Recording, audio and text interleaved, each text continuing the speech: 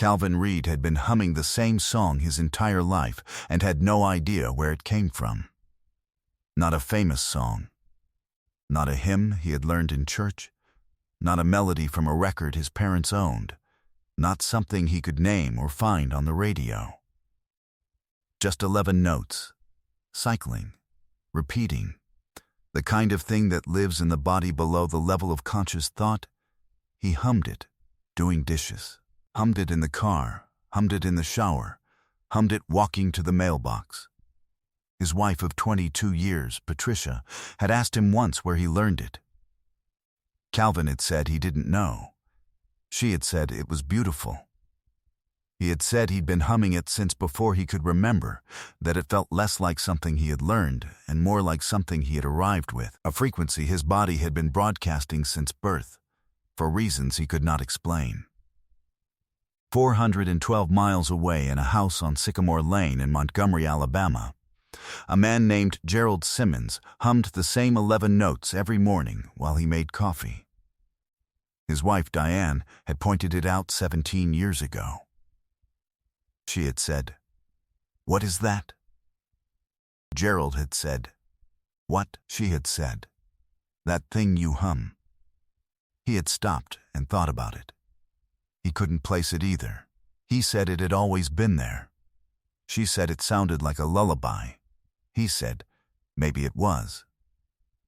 Neither of them pursued it further, because some things in a life feel so native, so deeply embedded in the texture of daily existence, that questioning them feels like questioning the color of the sky. Calvin Reed was 44 years old. Gerald Simmons was 44 years old.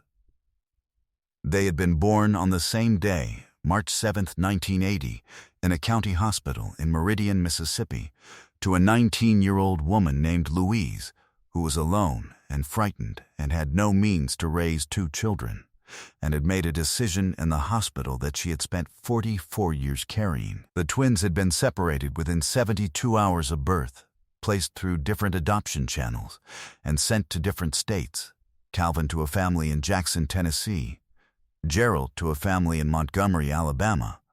Louise had named them before she gave them up. The hospital record, sealed under Mississippi law, listed their birth names as Calvin and Gerald. Their adoptive families had kept the names without knowing the other existed, or that the other had done the same.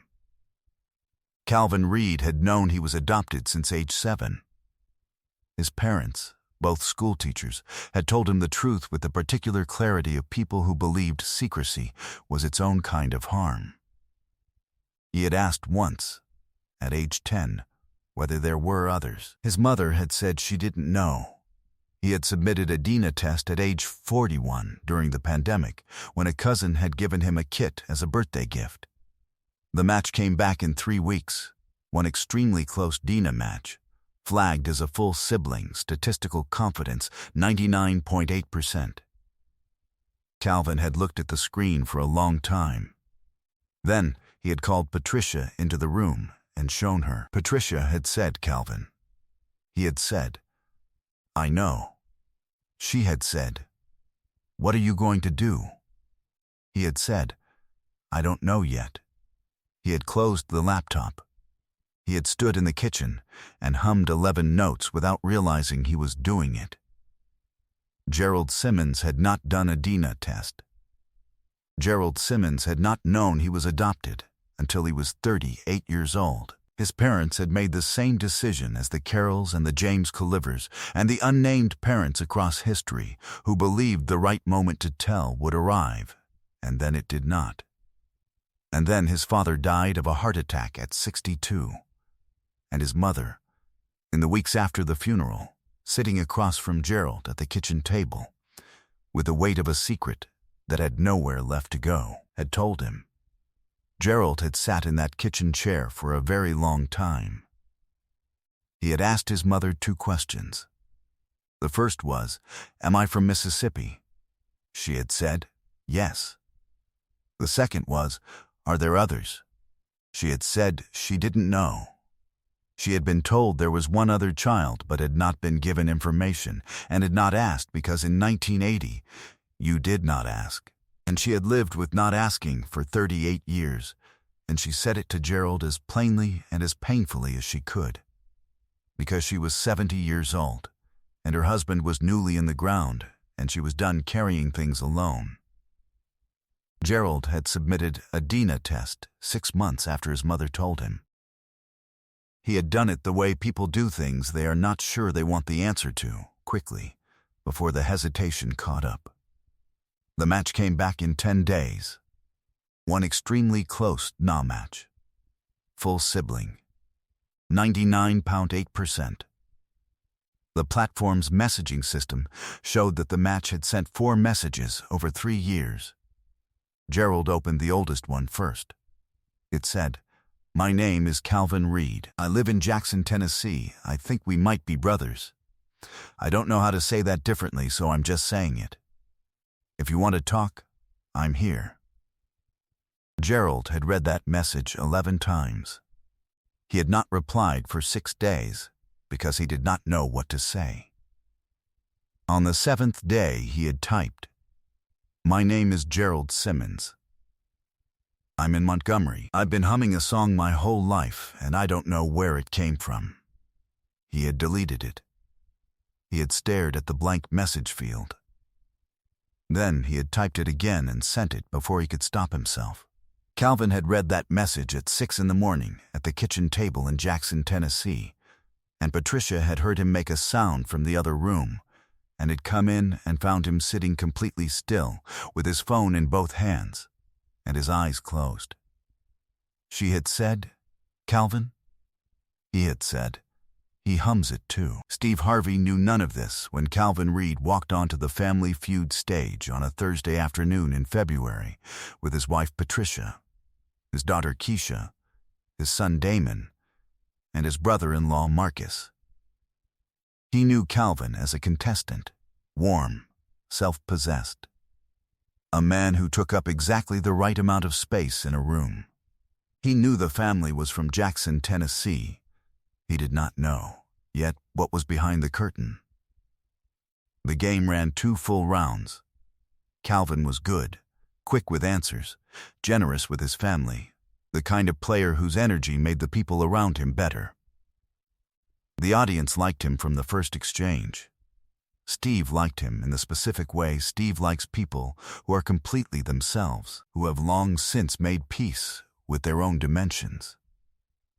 Between the 2nd and 3rd rounds, Steve moved toward Calvin for the chat. He said, "Calvin, tell me something about yourself that nobody in this room knows." Calvin looked at his wife.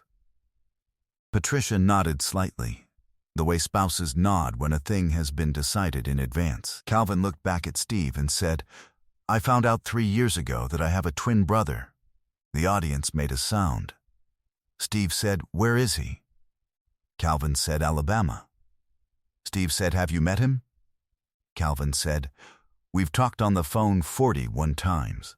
We've done 12 video calls." He paused. "We've never been in the same room." Steve said, "Why not?" Calvin was quiet for a moment. He said, "Because I think I was afraid that if I finally saw him in person and something went wrong, if we were strangers, if we didn't feel like brothers, I wouldn't be able to put that back. So, I kept the phone calls where I could control them." He paused. "That probably sounds strange." Steve said, "It doesn't sound strange at all." He held eye contact with Calvin for a moment. Then he said, "What would you want him to know? If he were here right now?" Calvin looked at his hands on the podium. He said, "I'd want him to know that I hummed the same song my whole life before I ever knew he existed." And when I told him that on a phone call, he went quiet for a long time. And then he said, 11 notes? And I said, yes. And he said, "I've been humming that too." Calvin's voice stayed even. "I don't know what that means scientifically. I don't need to know. I just know that we were separated at birth, and we grew up 400 miles apart in different families, and we hummed the same song every day for 44 years, and neither of us knew why." He stopped. That's all I need to know. Steve Harvey stood in front of Calvin Reed and did not say a word for 7 seconds. The studio fell completely silent. Steve Harvey would later call what happened next the most important moment of his career. He turned to his floor producer. He turned back to Calvin. He said, "I need you to stay exactly where you are." He walked to the side of the stage. He came back in 30 seconds. He stood at center stage and he looked at Calvin Reed and he said, "You said you were afraid that seeing him in person might make him a stranger." Calvin said, "Yes." Steve said, "I want you to hear something." He nodded to the sound engineer. A recording came through the studio speakers, a voice, a man's voice, recorded on a phone earlier that day, and the voice was saying, "My name is Gerald Simmons. I was born March 7th, 1980, in Meridian, Mississippi. I have been on 41 phone calls with my brother and 12 video calls, and I have never been in the same room as him. I am 44 years old, and the thing I want him to know, the thing I have been trying to figure out how to say for 3 years, is that I knew he was my brother before the DNA test came back. I knew it from the first message. Because who else on this earth would open a conversation with a stranger by talking about 11 notes? The recording ended. Calvin Reed put both hands flat on the podium and looked at the floor, and his shoulders rose once with a breath that was not quite steady. But nobody in that studio knew what was about to happen. Steve Harvey walked to the center stage curtain. He said, "Calvin, he drove up from Montgomery this morning. He's been here for 3 hours." He put his hand on the edge of the curtain. He said, "He was afraid too. I want you to know that. He told me in the green room that he sat in his car in the parking lot for 20 minutes before he came inside." He paused. "You're not the only one who needed the phone calls to feel safe." He looked at Calvin. Calvin nodded once. His jaw was set. His hands were still flat on the podium. Steve said, "You ready?" Calvin said, "I've been ready for 44 years." Steve Harvey pulled the curtain back. Gerald Simmons walked out from the wing in a gray sweater and dark slacks, and he stopped at the edge of the curtain line and looked across the stage at his brother, and Calvin looked back at him, and the studio fell so completely silent that the overhead lights were audible, and 217 people held their breath simultaneously. They were identical. Not in the way of people who resemble each other, who share features or build or coloring. Identical in the way that stops you. The same face, the same hands, the same way of standing with the weight slightly forward, the same slight tilt of the head. The same man, in 2 places at once, looking at himself from across a stage, and neither of them moving. Gerald spoke first. He said, "Across the distance, hum it." Calvin's eyes went wide. Gerald said, "Hum the song. I want to hear you hum it." Calvin Reed stood at the Family Feud podium and hummed 11 notes.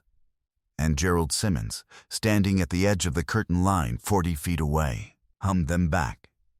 Same notes, same rhythm, same 11-note phrase that neither of them had ever been able to name or source or explain, that had lived in both of them since before they could speak, that had traveled 412 miles in both directions for 44 years without ever finding its way home. The crew was crying. The camera operator on the left dolly had stopped. The boom operator held completely still. The floor director had his head down. The wardrobe assistant in the wing had both hands over her mouth. The sound engineer said afterward that he had his eyes closed and was just listening, just holding the gain steady and listening to 2 men hum the same thing from opposite ends of a stage. And he said it was the most purely human sound he had ever recorded in 20 years of doing this work. Gerald walked across the stage.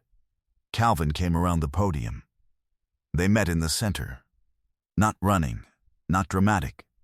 Just two men walking toward each other, the way you walk toward something that has always been true. That was true before you knew it was true. That will be true after every other thing has changed. And they stood face to face for a moment and looked at each other up close for the first time. And Gerald raised his hand and put it flat against the side of Calvin's face, the way you touch something you cannot believe is real. And Calvin reached up and covered his brother's hand with his own. And the sound Gerald made in that moment was quiet and low and private. And the studio gave it to him completely. Steve Harvey stood at center stage and did not say a single word. He could not. He tried once. He raised the microphone and opened his mouth, and then he closed it and lowered the microphone and looked at the floor, and a camera caught it. And that image. Steve Harvey, 22 years of television, unable to speak, would be the thumbnail that 470 million people clicked on in the weeks that followed. When Steve finally found his voice, it was 90 seconds later, and it was quiet. He said, "Let me tell you something." He said it to the brothers, and to the room, and to the camera. There was a man at a gas station in Cleveland who said something to me that I have never forgotten. He was a stranger. He didn't know me. He said, "God's got a plan bigger than your pain." And I held on to that sentence for 30 years because it was the only thing I had. He looked at Calvin and Gerald. You two have been holding on to 11 notes for 44 years. Neither of you knew why. Both of you held on anyway. He paused. That is not an accident. That is not coincidence. That is something older than both of you. Something that was in you before you had words for it. Something that knew, even when you didn't, that you were not finished finding each other. He looked into the camera. Everyone at home who is missing someone right now. Everyone who has a match notification they haven't opened. A phone call they haven't made. A message they typed and deleted. I am talking to you. The thing you're afraid of is not the person on the other side of that curtain. The thing you're afraid of is that it might be real. And I am telling you from this stage, let it be real. Whatever it is, let it be real. The studio fell completely silent. Then Steve turned to his producers and said, "I want to call Mississippi." The floor producer looked at him. Steve said, "Their birth father. You have the number." The research had taken the production team 6 weeks. The twins' birth father, a man named Robert Earl Washington, was 78 years old and living in a memory care facility in Meridian, Mississippi. His attending physician had cleared him for the call. He had been told that morning what was happening. He had said, according to the facility's social worker, very little. He had asked one question, "Are they okay?" The social worker had said yes. He had said, "Then I'm ready." The call connected in 40 seconds. Robert Earl Washington's voice came through the studio speakers, thin and careful, the voice of a very old man choosing every word. "Hello." Steve said, "Mr. Washington, my name is Steve Harvey. I have 2 men here I believe you might have thought about for a long time." A silence. Then Robert said, "Calvin and Gerald." He said both names, immediately, without prompting. 44 years, and he said both names like he had been keeping them on the tip of his tongue since 1980. Calvin put his hand over his mouth. Gerald looked at the ceiling. Steve said, "Sir, they're standing here together, for the first time." Another silence, longer. Then Robert Washington said, "Louise named them. Before she gave them up. I want them to know she named them." His voice broke on the last word and held. She named them, and she never stopped thinking about them. Not one day. I need them to know that. Calvin said, "We know." His voice was barely above a whisper, but the microphone caught it. "We know, sir. We've got each other now. It's okay." A long silence. Then Robert Washington said, very quietly, to both of them, and to no one, thank God. But Steve wasn't done. He turned to the brothers and said, "The song." They looked at him. He said, "I want to know where it comes from." Gerald looked at Calvin. Calvin shook his head. He didn't know. Steve said, "Your birth father is still on the line." He held the phone toward Calvin, leaned toward it and said, "Mr. Washington, sir, did Louise hum? Did she sing?" A silence. Then Robert Washington said, "Every day." "Same song. She hummed it every day until she died." He stopped.